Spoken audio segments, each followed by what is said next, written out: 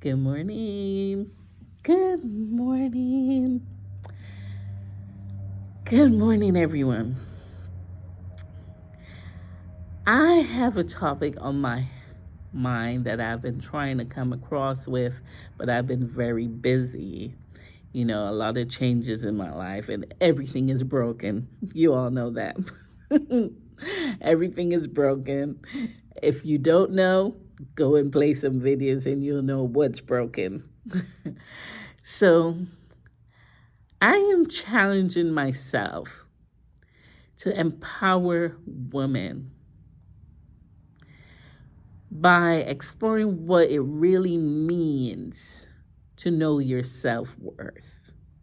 There's a reason why it's on my mind.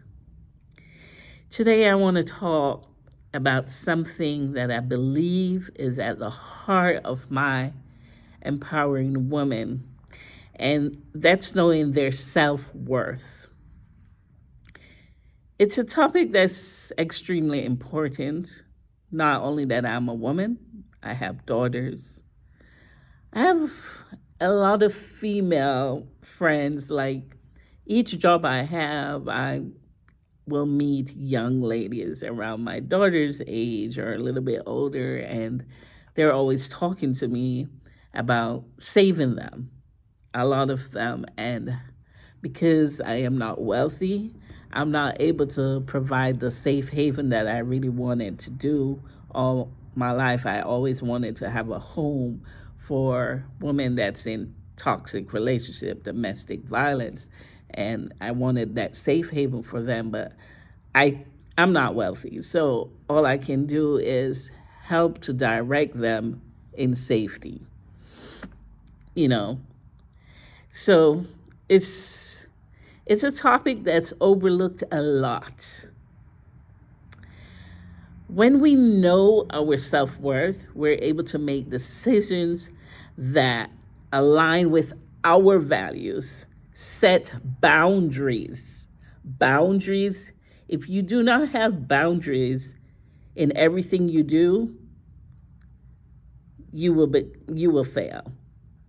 So if if you have a relationship at work, set boundaries. Church, set boundaries. Everything you do, set boundaries. The way you participate in anything, you need boundaries. You do. It protects our energy, having boundaries. Protects our energy, our soul. It it lives a life that's true to who we are. Have you ever felt like you're not good enough? Well, I've felt like that a lot with not being appreciated by loved ones. And I'm sure a lot of you feel that way with your intimate relationships. Like you're just not measuring up. Maybe you feel pressure from society that you should have accomplished this already. You shouldn't be at this stage in your life. You should have got this done. But we all have our own path, and we have to realize that we all have our own path, and it doesn't make you better than the next person because your path is going a little bit faster.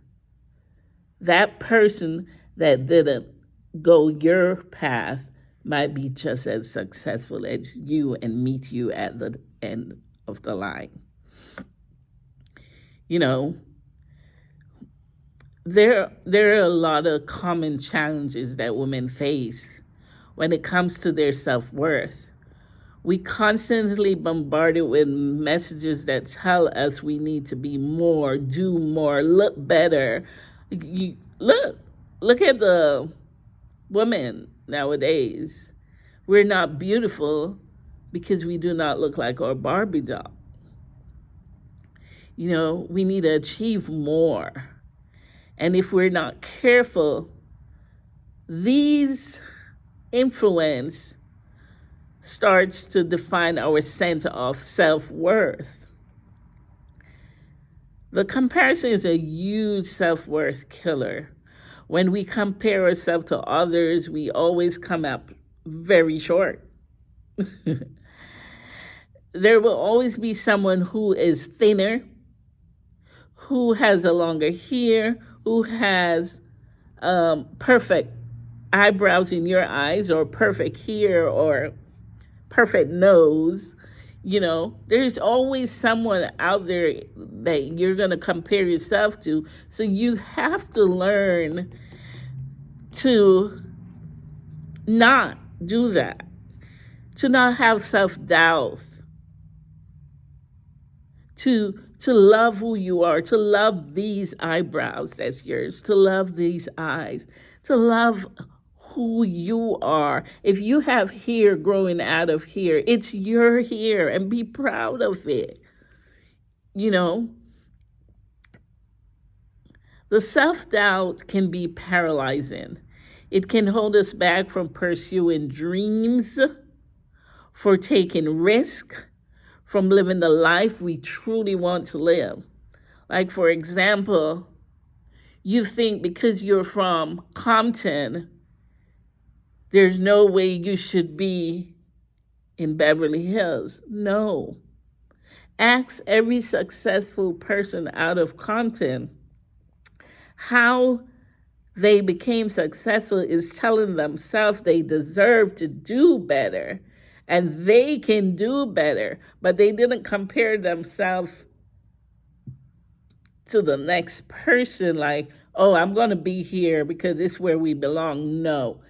They told themselves that they should be up there and they're going to be there, So you got to value yourself. It's like you're dating these guys and these guys broke your heart. They decide they want to be with even someone that's not, that you think they shouldn't be with. And you're like, what's wrong with me? I put so much effort in these relationships. I give them my all. I buy them clothes. I pay their phone bills. I buy them expensive gifts. I take them on trips, and yet he cheated on me, and he wants to go out there and be with someone that can't even buy him a meal. And you start comparing yourself to that person, and when the relationship is over, you're like, maybe I don't deserve a good relationship. I don't deserve a relationship that's not toxic. I don't deserve someone that doesn't cheat on me. You start thinking that way, and you start speaking to men that risk your safety, your children's safety. When you guys decide, okay, I'm just going to talk to someone that they'll just hang with me. I won't be in any relationship now. I'm just going to hang with these guys, and these guys are doing illegal activity and stuff. When you go to jail, that guy's not going to jail with you. And when those women start beating you up in jail and they start doing things, you are not going to be with these guys. So don't let a bad relationship take away your self-worth, your self-value, and you go into these bad relationships. It's like, for instance, I'm going to touch a topic, the CMR case. The wife, there were some women that the husband cheated with, and they're young girls than her. They're in their 20s and even younger. And that was her time to get out of that relationship. That was their moment. That was his time and her time, because obviously he's not happy. He's not fulfilled for him to be cheated. And she shouldn't be happy with all the embarrassment that came, but she wanted to work that relationship. She wanted to prove she is this great nurturer. She's this great mother and great wife, and she is not going to give up on her marriage. And the church tells her not to, and the Bible tells her not to. But you see what happens when you had that opportunity to go that way. You, as the man, loving yourself and say, okay, this is not what I want something else. Let's separate in good agreement. And instead of hurting each other, and him and her saying, okay, you don't appreciate me. Let's see if we can go our separate ways, be friends, and you never know what will happen in the future, but you decide to stay in the toxic relationship, then it affects everybody. The kids are affected. Then kids become disrespectful to the parents because you're not showing them respect. So everybody starts disrespecting each other and it comes tumbling down. So, you know, you gotta learn when it's time to go and when to have boundaries. If you're dating, have a boundary that this is the kind of guy I date, and don't go beyond that. Don't. And if it's simple. If you're in a marriage, this is what I accept. If it goes out of this, I'm not. Let's go our separate ways. Communication. Talk to yourself, and then you talk to your partner. You know, there was a point in my life when I realized I had the power to choose, because I was in a toxic relationship and I gave up on loving myself. I'm like, forget this. I give up because I need help for my children. So I'm just going to, just stick it out here. And there are a lot of reasons, and I stuck it out until I realized, okay, it's affecting my kids now. The baby couldn't see, but the older one could see. Okay, it's affecting them now. That's problems. I'm not in this relationship to save them if it's affecting them now. And so I decided to walk away. When I saw my oldest child, and I'm like, oh, no, I gotta go. And I went to God. I went on my knees. I went to church and I asked the pastor, please pray for me. I have been praying and I can't help myself. There's nothing I can do. I keep praying, and it's not working. What do I need to say? Teach me how to pray to God. And I'm telling you, that pastor put some oil on my forehead and he prayed with me. And when I woke up from that prayer, they told me I was speaking in tongues. I don't even know because I have no idea. And they told me I was flying around the church room just acting like a bird and stuff. I'm like, me? Because that is not me. But ever since that day, I never feared leaving my relationship.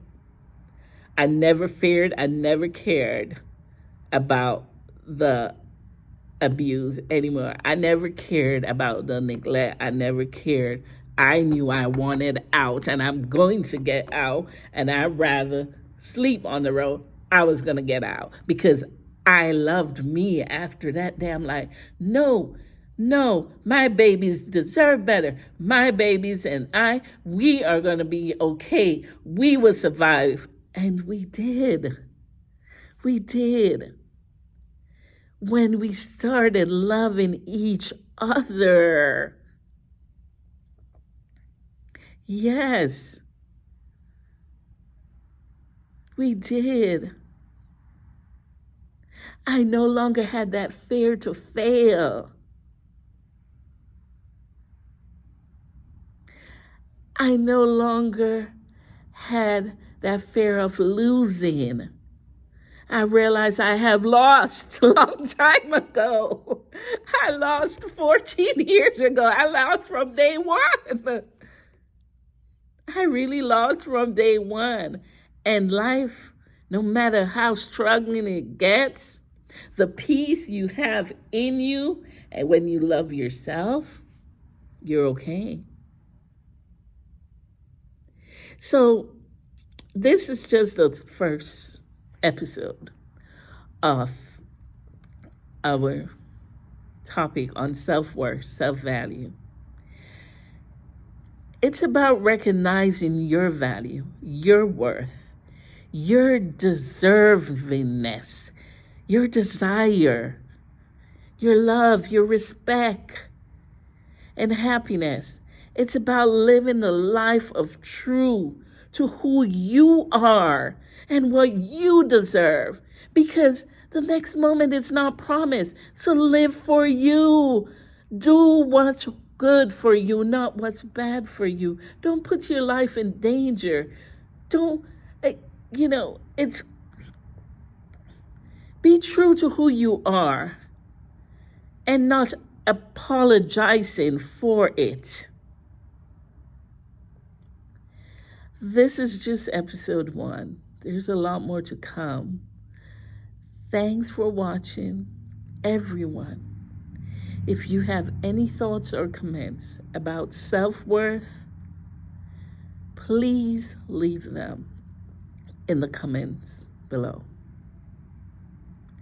And if you want to watch more videos about personal empowerment, let me know in the comments. We need to build confidence in who we are. Don't forget to hit that subscribe button, like, share. There's more to come. I'm just in a tough time right now, but you see I'm still smiling because I'm happy from within. Okay? So be blessed. Have a wonderful day.